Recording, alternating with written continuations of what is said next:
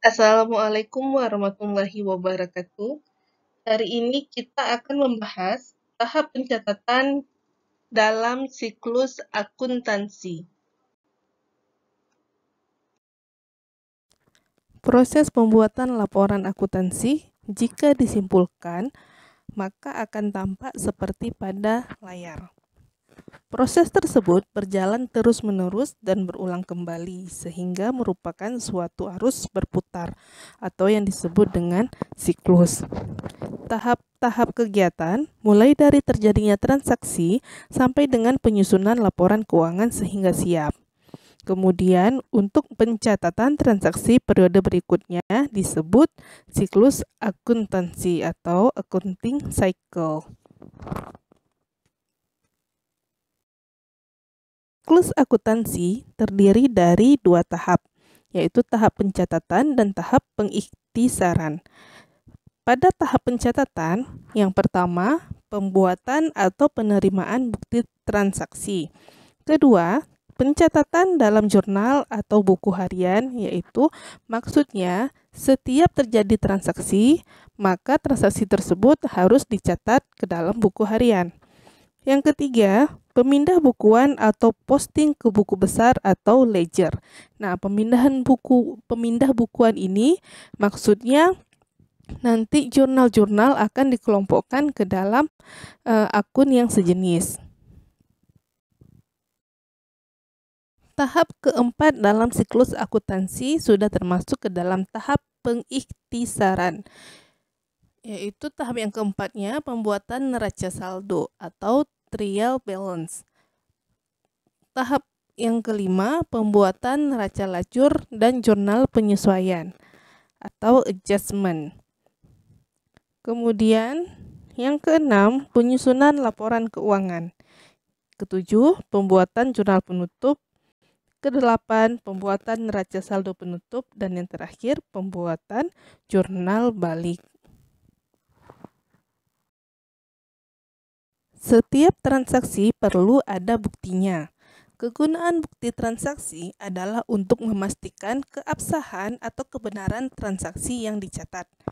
Di samping itu, bukti transaksi dapat digunakan sebagai rujukan apabila terjadi masalah di masa yang akan datang. Bukti transaksi dapat dibuat oleh perusahaan sendiri atau diperoleh dari pihak luar. Bukti transaksi dari pihak luar lebih kuat dibandingkan dengan yang dibuat oleh perusahaan sendiri. Bukti-bukti yang dibuat dan disediakan oleh perusahaan sendiri disebut bukti intern. Sedangkan bukti-bukti yang berasal dari luar perusahaan disebut bukti eksternal. Pengeluaran uang oleh perusahaan perlu dibuktikan dengan kwitansi yang ditandatangani oleh penerima. Jika pengeluaran uang dilakukan dengan cek, maka struk yang tertinggal dalam buku cek dapat dijadikan sebagai salah satu bukti transaksi. Contoh bukti pengeluaran uang yang tampak pada layar yaitu Salon Cantika pada tanggal 2 November 2020 mengeluarkan uang sebesar Rp500.000 kepada Bapak Roy untuk pembayaran sewa ruangan selama bulan November 2020. Untuk pengeluaran ini, Salon Cantika meminta kwitansi dari Bapak Roy sebagai bukti bahwa uang telah diterima. Perhatikan bahwa pada kwitansi tersebut tertempel bea materai sebesar Rp3.000. Peraturan di Indonesia mengharuskan bahwa bukti penerimaan uang yang nilainya Rp250.000 sampai dengan Rp1.000.000 harus menempelkan materai sebesar Rp3.000. Sementara itu, bukti penerimaan uang yang nilainya di atas Rp1.000.000 harus ditempelkan bea materai Rp6.000.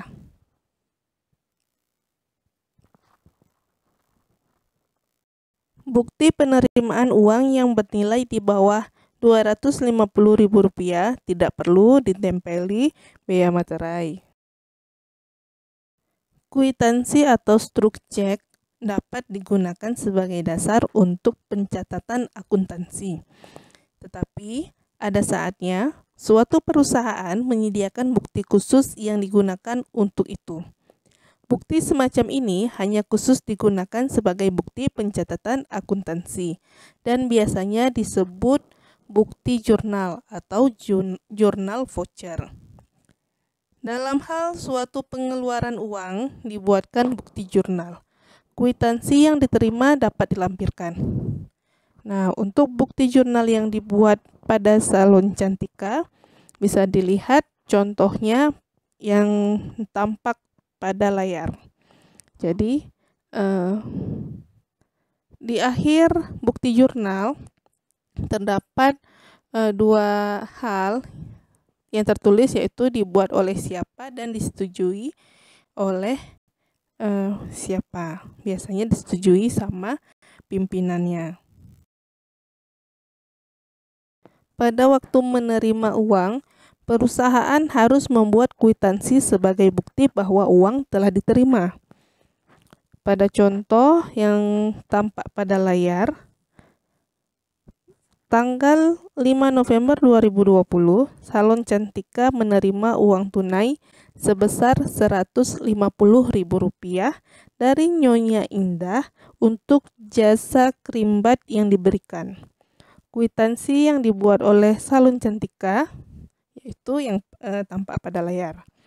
Nah, kwitansi ini ditandatangani oleh Cantika Aya karena yang berhak menerima uang dan menandatangani kwitansi di Salon Cantika yaitu Cantika Aya sebagai pemilik salon. Kwitansi ini tidak ditempelkan materai karena nilainya di bawah Rp250.000. Nah, kwitansi yang dikeluarkan sebaiknya diberi nomor urut untuk memudahkan pengarsipan. Jika perusahaan ingin membuat bukti jurnal untuk penerimaan juga bisa. Pembahasannya sama seperti yang sudah kita bahas barusan. Bukti jurnal memperlihatkan nama-nama akun yang didebet dan dikredit berikut nomor akun serta jumlahnya. Kemudian, di dalamnya juga dicantumkan nama dan tanda tangan yang membuat dan menyetujui bukti jurnal. Dengan demikian, bukti jurnal dapat menunjukkan siapa yang bertanggung jawab atas kebenaran pencatatan transaksi apabila di kemudian hari terjadi permasalahan. Tanggal yang dicantumkan dalam bukti jurnal harus sama dengan tanggal yang tercantum dalam kwitansi.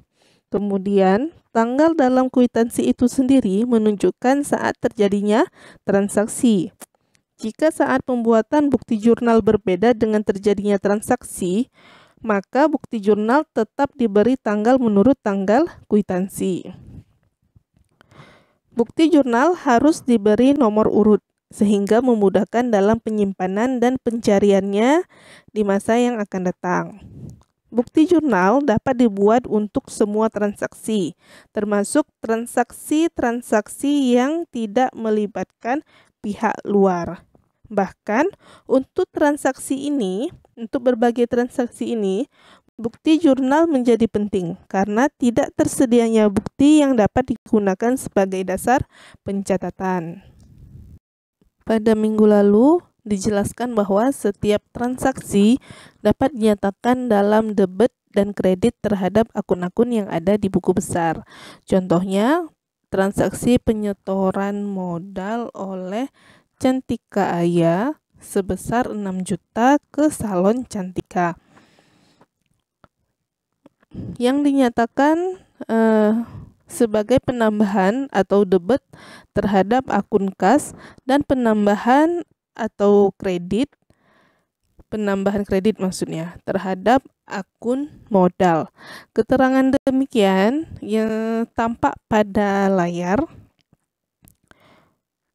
Nama akun dan jumlah yang didebit dicantumkan pada sisi sebelah kiri. Kemudian di bawah agak ke kanan ditulis nama akun dan jumlah yang dikredit. Penyajian dengan cara ini disebut ayat jurnal atau journal entry. Terkadang tulisan rupiah pada ayat jurnal dihilangkan. Setiap jurnal terdiri paling tidak satu akun yang didebet dan satu akun yang dikredit. Jumlah debit harus selalu sama dengan jumlah kredit. Cara pencatatan dengan menggunakan ayat jurnal seperti dijelaskan pada layar merupakan dasar pengenalan sistem akuntansi berganda atau yang disebut dengan double entry accounting. Ayat jurnal yang terdiri dari 2 atau lebih akun yang didebet atau dikredit disebut ayat jurnal gabungan atau compound journal entry. Walaupun ayat jurnal dapat dicatat dengan cara sederhana seperti yang terlihat pada layar, namun pada umumnya terdapat formulir khusus guna pencatatan tersebut. Nah, formulir ini disebut buku harian atau jurnal. Dalam jurnal, setiap bukti transaksi dicatat secara kronologis. Proses pencatatan transaksi ke dalam jurnal disebut penjurnalan atau journalizing.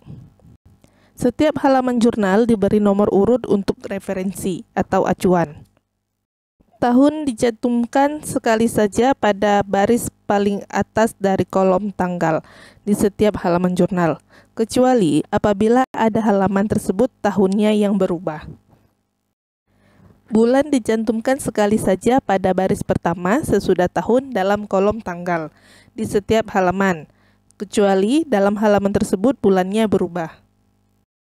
Untuk tanggal dicantumkan sekali saja pada kolom tanggal untuk setiap hari tanpa memandang jumlah transaksi yang ada pada hari tersebut.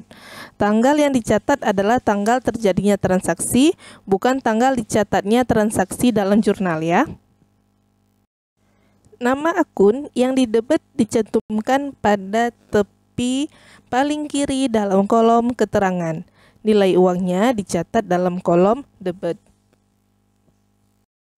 Nama akun yang dikredit dicantumkan di bawah agak ke kanan dari akun yang didebet. Nilai uangnya kemudian dicatat dalam kolom kredit. Penjelasan singkat dapat dicatat di bawah agak ke kanan dari setiap ayat jurnal. Terkadang penjelasan ini ditiadakan, yaitu apabila sifat transaksi sudah jelas, atau apabila penjelasan terlampau panjang untuk sebuah transaksi yang kompleks, atau juga apabila dapat digantikan dengan referensi pada dokumen yang mendukung. Kolom referensi digunakan untuk mencatat nomor kode akun yang sesuai dengan akun di buku besarnya. Kolom ini diisi pada waktu pemindah bukuan atau posting ke buku besar. Nomor bukti transaksi yang dijadikan dasar pencatatan dalam jurnal dicatat dalam kolom nomor bukti. Transaksi-transaksi yang terjadi pada salon Cantika selama bulan November 2019 dijadikan contoh untuk menggambarkan pencatatan dalam jurnal minggu ini dan pemindah bukuannya ke buku besar pada minggu depan. Dalam menganalisis setiap transaksi, tentukan jenis akun yang dipengaruhi oleh transaksi, apakah akun aktiva, kewajiban, modal, pendapatan, atau beban. Kemudian tentukan akibat transaksi terhadap akun, apakah bertambah atau berkurang. Selanjutnya tentukan di mana yang didebet atau kredit atas akun yang dipengaruhi oleh transaksi tersebut. Kemudian catat debit dan kredit dalam jurnal umum. Perhatikan bahwa tujuan analisis setiap transaksi adalah untuk menentukan nama akun serta jumlah yang didebet dan dikredit. Nama akun yang didebet dan dikredit harus sesuai dengan bagan akun.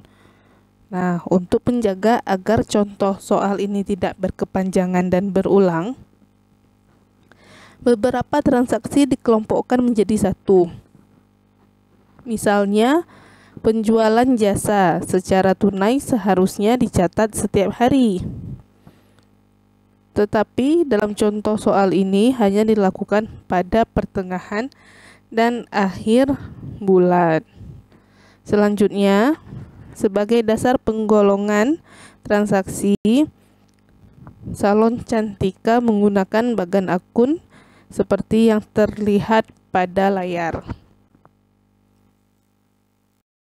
Angka 1 kode untuk aktiva, 11 kas, 12 perlengkapan, 13 peralatan. Angka 2 kode untuk akun-akun dari kewajiban, 21 untuk utang dagang, 22 utang bank. Kemudian kalau modal kode awalnya 3, 31 modal Cantika, 32 prive Cantika. Nah, kalau untuk akun pada laba rugi kode 5 untuk seluruh akun beban, 51 beban gaji, 52 beban sewa, 53 beban serba-serbi. Kemudian yang terakhir kode 4 untuk pendapatan, yaitu ada pendapatan jasa kodenya 41. Masuk pada contoh soal yang akan kita bahas sekarang. Transaksi yang pertama, tanggal 1 Januari 2019, Cantika Ayu mendirikan salon kecantikan yang diberi nama Salon Cantika. Untuk modal pertama, Cantika menanamkan uangnya sebesar 6 juta rupiah ke dalam perusahaan.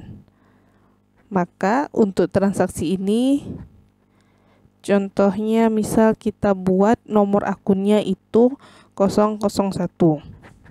Maka akun aktiva yaitu kas bertambah sebesar 6 juta rupiah sehingga harus didebet sejumlah tersebut. Kemudian akun selanjutnya yang berpengaruh yaitu akun modal. Cantika juga bertambah. Maksudnya modal Cantika juga bertambah. Senilai yang sama. Jadi harus dikredit sebesar 6 juta rupiah.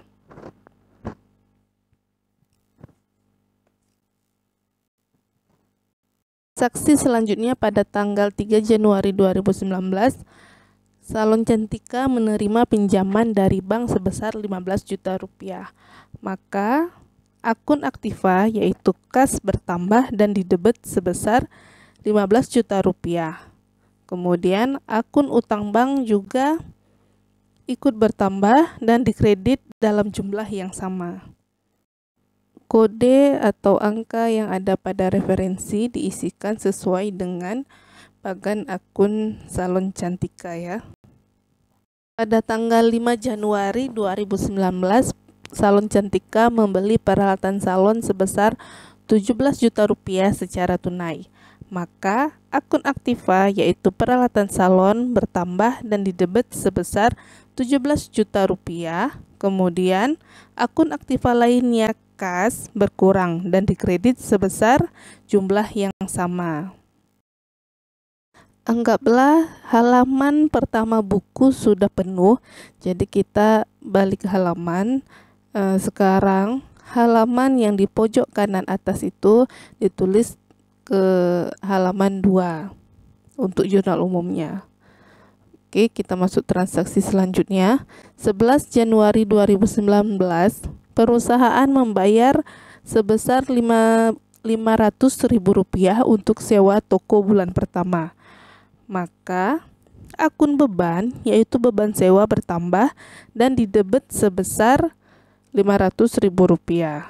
Sedangkan akun aktiva kas berkurang dan dikredit sejumlah yang sama.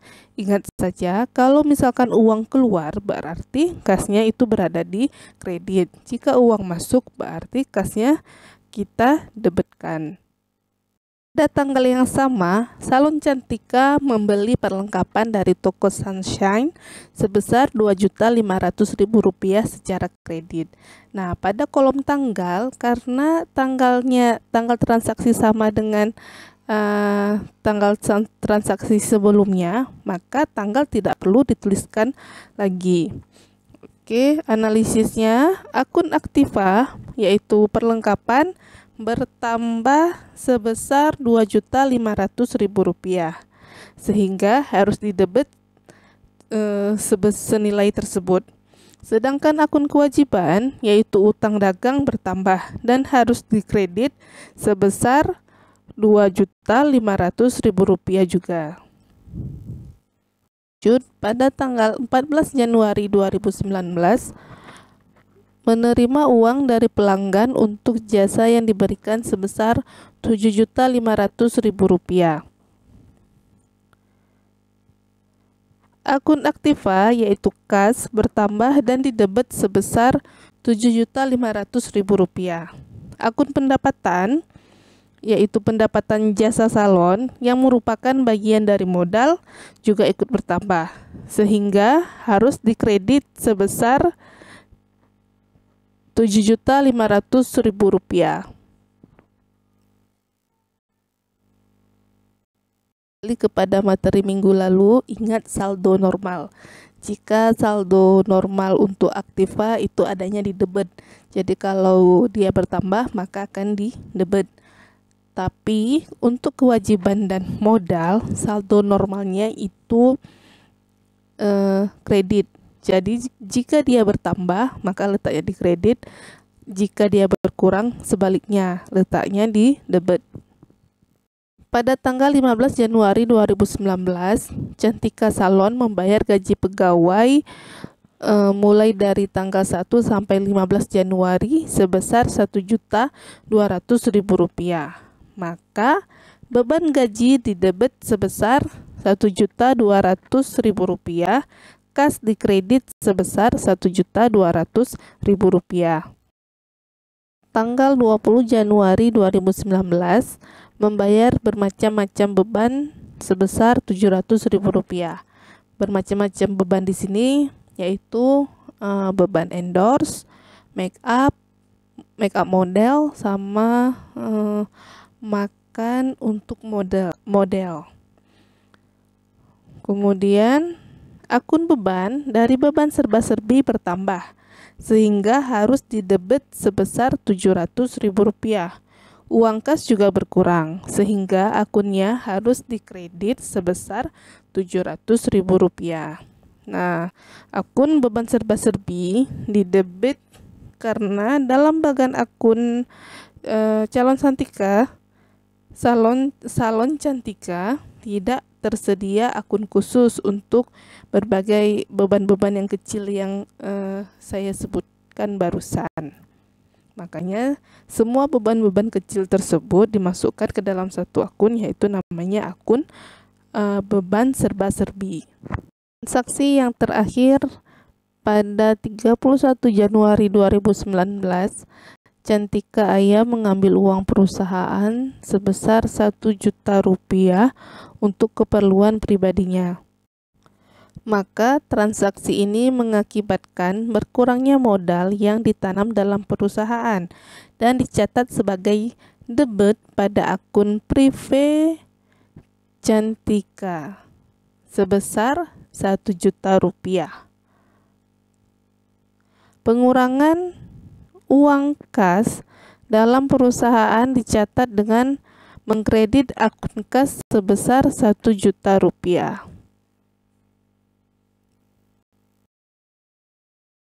Alhamdulillah, materi kita hari ini tentang pembuatan atau penerimaan bukti transaksi serta pencatatan dalam jurnal selesai. Sekarang saatnya kalian ke SIAKAD, kemudian buat jurnal umum dan dikumpulkan juga melalui SIAKAD. Oke, saya akhiri. Assalamualaikum warahmatullahi wabarakatuh.